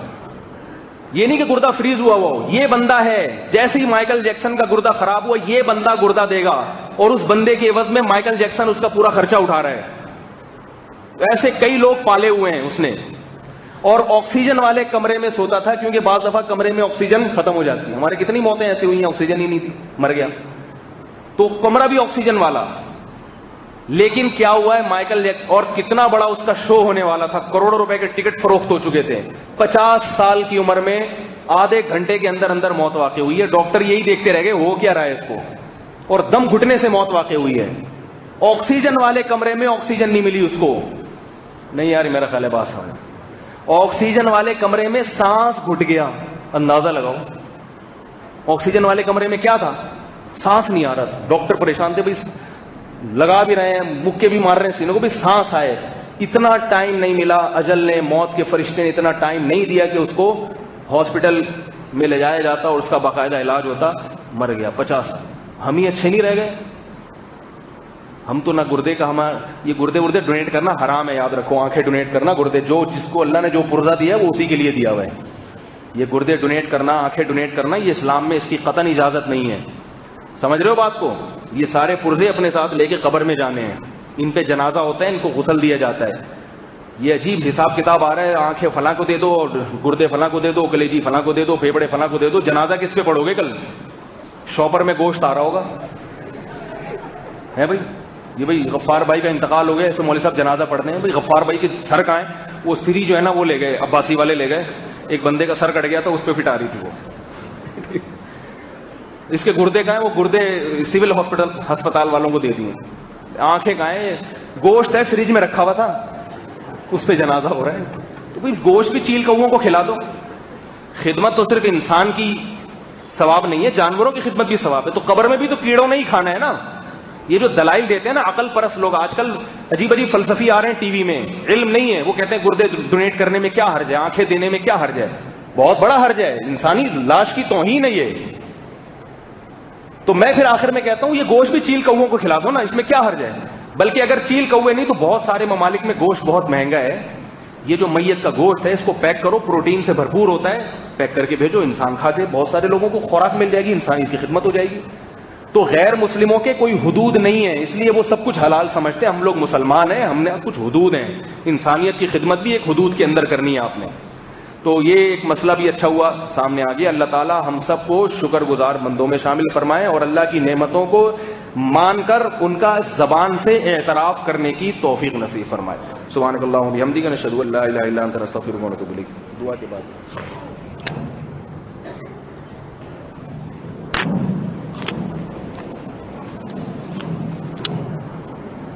کہ اللہ تعالیٰ نے بعض بزرگوں میں، اللہ والوں میں کچھ ایسے ان کے ساتھ معاملات ہوتے ہیں کہ وہ کسی کو پھونک لگا دیں تو آدمی ٹھیک ہو جاتا ہے. یہ ان کی بزرگی ہوتی ہے، کچھ تقویٰ ہوتا ہے ان میں، للہیت ہوتی ہے. تو اس تقوی کی وجہ سے کرامت کا ظہور ہو جاتا ہے، کرامت. تو یہ جو پھونکے لگانے کے لیے بیٹھے ہوئے ہیں، میں ان کے خلاف ہوں. اس کا مطلب یہ نہیں کہ میں نفس پھونک ہی کے خلاف ہوں. بعض دفعہ ایسا ہوتا ہے کہ کوئی اللہ کا نیک بندہ ہے، گناہوں سے بچتا ہے، عبادت بہت کرتا ہے، تو وہ کسی کو پھونک لگا دیتا ہے تو بندہ ٹھیک ہو جاتا ہے. وہ کچھ بھی پڑھ کے پھونک لگا دے، بس اللہ ٹھیک کر دیتے ہیں اس کو. تو یہ اتفاقی طور پر بزرگوں کے ساتھ ایسا ہوتا ہے، اس کا میں منکر نہیں ہوں. برکت بھی ہوتی ہے، بزرگوں کو اپنے گھر میں بلائیں گے، ان سے وہاں نماز پڑھوائیں گے، اس کی بھی برکت ہوتی ہے. حدیث میں آتا ہے حضرت انس بن مالک رضی اللہ عنہ کی والدہ نے نبی صلی اللہ علیہ وسلم کو اپنے گھر بلایا اور ان سے نماز پڑھوائی. تو اللہ کے نبی گھر میں گئے، ان کے گھر میں نماز پڑھی. ظاہر ہے اس کا مقصد یہی تھا کہ تاکہ برکت ہو. اب نبی نہیں ہے تو بزرگان دین ہیں، علماء ہیں، وہ اگر کسی کے گھر میں جا کے 2 رکعت پڑھ لیں یا کوئی دعا دے دیں تو اس سے برکت ہوتی ہے. میں اس کا منکر نہیں ہوں، لیکن بندہ بزرگ ہونا چاہیے. بزرگ کی ڈیفینیشن کیا ہے؟ علم بھی ہو اور گناہوں سے بچتا بھی ہو. یہ سیٹ اپ والے لوگ ہیں نا، یہ ہوتے نہیں ہیں بزرگ. لوگ ان کے چہروں کی داڑیاں اور یہ سب چیزیں دیکھ کے پھر متاثر ہو جاتے ہیں. تو اس سے متاثر نہیں ہونا چاہیے. باقی فی نفسی ہی برکت بھی ہوتی ہے بزرگوں سے تعلق میں، اور ان سے دعا کروانے میں، اور ان کو گھر میں بلانے میں، ان کی دعوت کرنے میں بھی برکت ہوتی ہے. گھر میں علماء کو بلائیں، ان کی دعوت کریں. میرے پاس تو ٹائم نہیں ہے، مجھے نہ بلائیں، میں بزرگ ہوں بھی نہیں. لوگ بلاتے ہیں زبردستی، تو ویسے علماء کو بلایا کریں، بزرگوں کو بلایا کریں، ان کو گھر میں کھلایا بھی کریں. اس سے گھر میں انشاءاللہ کیا ہوگی؟ برکت ہوگی.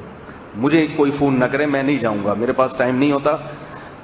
ایک کھانے کے چکر میں 2 گھنٹے لگتے ہیں انسان. اور پھر لوگ عجیب لوگ ہیں. لوگ ایک تو مولویوں کو زبردستی کھلاتے ہیں، نئی دعوت قبول کرو تو غصہ ہوتے ہیں، اور قبول کرو تو پھر دعوت کھلا کے بولتے ہیں مولوی کھاتے بہت ہیں.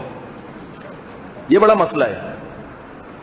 اب ہمارے تو تعلقات بہت ہیں نا، ہر آدمی اپنے ولیمے پہ بلا رہا ہے، ہر آدمی. تو ہم اگر جائیں تو ہم تو سارا دن پھر یہی کرتے ہیں، کبھی اس دعوت میں پہنچے ہوئے، کبھی اس دعوت میں پہنچے ہوئے، کبھی اس گھر سے نکل رہے ہیں کھا کے.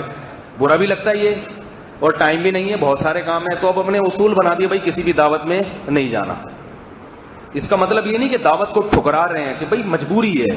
دعوت کو ٹھکرانا جائز نہیں ہے، بری بات ہے، مگر مجبوری ہوتی ہے نا. آبادی بھی بڑھ گئی ہے ماشاءاللہ، لوگ بھی بہت ہیں، تو اب دعوت ہی کھاتے رہیں گے سارا دن بیٹھ کے ادھر. پھر لوگوں میں بار بار بتا دوں کہ نئی دعوت قبول کرو تو ناراض ہوتے ہیں، اور قبول کرو تو پھر کیا کہتے ہیں؟ کھاتے ہیں. تو بھائی آپ لوگ کی زبردستی. اور لوگ بھی بڑے نالائق ہو گئے ہیں. لوگ علماء کو اس نیت سے نہیں کھلاتے کہ ان سے محبت بڑھے گی، اس نیت سے کھلاتے ہی آئیں کہ کھائیں گے نا تو ہمارا رزق ڈبل ہو جائے گا. یعنی اگر علماء کو کھلا بھی رہے ہیں تو اپنی نیت سے کہ یار یہ ہمارے گھر کی چائے پی لیں، ہو سکتا ہے دودھ کا خرچہ ہی بچ جائے ہمارا، ٹھیک ہے، برکت ہو جائے. تو یہ نیت نہیں کیا کرو، برکت تو ہوگی. حدیث میں آتا ہے لا یاکل طعامک الا تقی، تمہارا کھانا نیک لوگ کھائیں. یہ حدیث میں آتا ہے. نیک لوگوں کو کھلا، جن کو آپ نیک سمجھتے ہیں، وہ اندر سے کیا ہے وہ تو اللہ ہی بہتر جانتے ہیں نا، کون کتنا نیک ہے یہ تو ہم نہیں جانتے. لیکن یہ کہ ظاہر ہے کچھ دیکھنے میں لگتے ہیں کہ نیک ہوں گے، ٹھیک ہے، تو ان کو بلا کے آپ نے کھلا دیا تو اللہ کی رحمت سے امید ہے برکت ہو جائے گی. لیکن نیک لوگوں کے پاس کھانے کا زیادہ ٹائم ہوتا نہیں ہے. جو ہر دعوت میں جا رہے ہیں نا، اس گھر سے نکل کے ادھر چائے پینے چلا گیا تاکہ ان کے گھر میں برکت ہو، یہاں سے نکلا اس گھر میں حلوہ کھانے گیا کہ تاکہ ان کے حلوے میں برکت ہو جائے. تو اس کا مطلب ہے عبادت کب کرتا ہے پھر؟ یہ نیک بننے کے لیے کھانے سے تو کوئی نیک نہیں بنتا، روزہ رکھنے سے نیک بنتے ہیں. تو روزہ کب رکھتا ہے یہ؟ عبادت کب کرتا ہے یہ؟ دین کا کام کب کرتا ہے؟ تو سارا دن تو اس کا ناشتے پراٹھوں کھانوں میں ہی لگ جاتا ہے لوگوں کے. بعض لوگ ایسے نیک دنیا میں ہیں، صبح بھی مرید کے ہاں ناشتہ، دوپہر لنچ کسی اور مرید کے ہاں، اس کی برکت کے لیے ڈنر کسی اور مرید کے ہاں، سارا دن کھانا پینا، مگر ان پر جو نیکی کا لیبل ایک دفعہ لگ گیا اب وہ کبھی ختم نہیں ہوگا. تو عمل میں لگنا چاہیے. عمل میں روزہ رکھنا سنت ہے، روزے رکھنا، کھانا عبادت نہیں ہے، روزے رکھنا سنت ہے. ہم نے اپنے بزرگوں کو، مشائخ کو دیکھا ہے کثرت سے روزے رکھتے ہیں، کثرت سے روزے، گرمیوں میں بھی روزے رکھتے ہیں. ایسے بزرگ اللہ کا شکر ہے ہمیں جن بزرگوں سے واسطہ پڑا وہ کھانے پینے والے نہیں ہیں، وہ روزے رکھنے والے ہیں. تو برکت کا اپنا ایک وجود ہے, میں اس کا منکر نہیں ہوں, برکت ہوتی ہے. یہ کسی نے پرچیاں دی ہیں بھائی, جلدی جلدی. زوجہ شفیق الرحمان کی صحت یابی کے لیے دعا کریں, اللہ تعالیٰ ان کو شفا عطا فرمائے, دل سے دعا ہے. مجھے یہ کہنا ہے اپنا شناختی کارڈ کسی بروکر سے بنوا سکتا ہوں, مجھے لائن میں. اگر بروکر لوگوں کا حق مار کے بنا رہا ہے تو پھر تو جائز نہیں ہے. اگر وہ حق مارے بغیر کسی کو, یعنی کسی کا, آپ کے اس بروکر کو پیسے دینے سے کسی درمیان میں کسی آدمی کا حق نہیں مارا جا رہا تو پھر جائز ہے. آج کل 9 سیٹر رکشے بند ہو گئے ہیں اور اس کی جگہ 6 سیٹر چل رہے ہیں, جن میں مرد اور عورتیں 3 سیٹوں پر آمنے سامنے بیٹھ رہے تھے. اس میں مرد اور عورتوں کے اختلاط پر لوگوں کو دھیان نہیں ہوتا. بھائی عورت کے ساتھ نہ بیٹھیں, جیسے 3 سیٹیں پیچھے ہیں 3 آگے ہیں, تو مرد آگے بیٹھ جائیں, خواتین پیچھے بیٹھ جائیں, یا خواتین اس طرف بیٹھ جائیں, مرد پچھلی سیٹ پہ بیٹھ جائیں, اس طرح سے جائز ہے. اس کو اختلاط نہیں کہتے. اتفاق سے مرد اور عورت کا کہیں اجتماع ہو جائے تو اس کو اختلاط نہیں کہتے. جیسے بازار میں آپ جاتے ہیں تو اب یہ تو نہیں کہ لیڈیز کو الگ کرو, یہاں سے میں مولوی صاحب آ رہے ہیں بازار میں شاپنگ کرنے کے لیے, جتنی لیڈیز ہیں ان کو تمبو لگا کے الگ کر دو, ایسا نہیں ہوتا. اور یہ بھی نہیں کہ مولوی صاحب بازار ہی جانا چھوڑ دیں, کیونکہ مولوی صاحب بھی انسان ہیں, اس نے بھی گھر میں خریداری کرنی ہے. سامنے والا رکشا ہے تو مجبوری میں بیٹھ جائیں, اس میں نظر نیچی کر لیں. اس بہانے نظر نیچے کرنے کی عادت پڑ جائے گی. اس کو اپنی بہن سمجھیں کہ جو سامنے بیٹھی ہے میری بہن ہے, محترم ہے میرے لیے, مسلمان عورت ہے, اب نظر نیچی. اب بیچاری عورتوں کو اس طرح ہم پابندی لگا دیں کہ رکشے میں, تو پھر ٹیکسیوں میں تو بہت مشکل کام ہے نا. تو اس لیے جو ہے نا, جو جہاں تک شریعت نے گنجائش دی ہے وہ ایک دوسرے کو دیکھنے کے لیے نہیں بیٹھے ہیں. وہ کوئی آلو خریدنے جا رہا ہے, کوئی ٹماٹر خریدنے جا رہا ہے, کوئی کچھ کسی کام سے جا رہا ہے, تو جو سامنے لڑکی بیٹھی ہوئی ہے اس کو مسلمان سمجھیں, قابل احترام سمجھیں اور نظر نیچے کر لیں. اس سے آپ کو رکشے کا ثواب ملے گا, رکشے میں سفر کرنے کا بھی. ورنہ رکشے میں سفر کرنے پہ کوئی فضیلت نہیں ہے اسلام میں, لیکن اس طریقے سے سفر کریں گے تو رکشے میں سفر کرنے پر آپ کو ثواب ملے گا. تو دیکھ لو کیسی زبردست چیزیں ہیں, آپ کو رکشے میں ثواب مل رہا ہے. تو اللہ تعالیٰ سمجھنے کی عمل کی توفیق عطا فرمائے.